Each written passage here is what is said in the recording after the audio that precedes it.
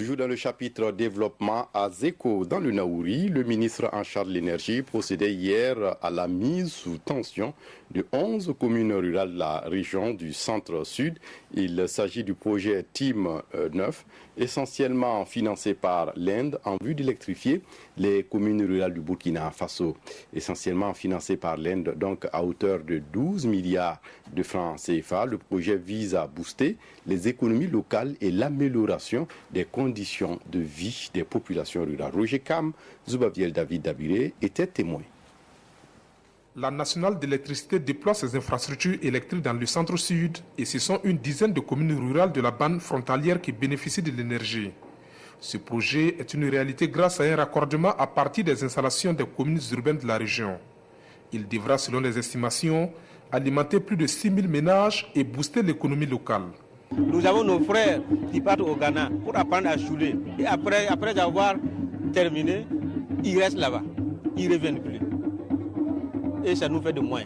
Et je pense que ça ferait vraiment beaucoup, nous ferait beaucoup de plaisir de voir nos frères rester ici, dans le Burkina Faso, ici dans notre localité, pour participer à notre développement. D'un coût de 13 milliards de francs CFA, dont 12 financés par l'Inde sous forme de prêts, ce projet d'électrification rurale s'inscrit dans la vision faire de l'énergie un droit pour tous, selon les autorités.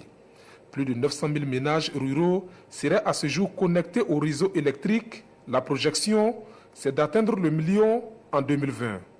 On ne va pas se limiter à ces 11 localités. L'électrification est progressive, donc nous allons petit à petit essayer d'étendre ce réseau. Je voudrais en tout cas rassurer les populations que nous allons résolument nous engager sur cette voie et faire de telle sorte que nous puissions bouter l'obscurité hors de nos contrées.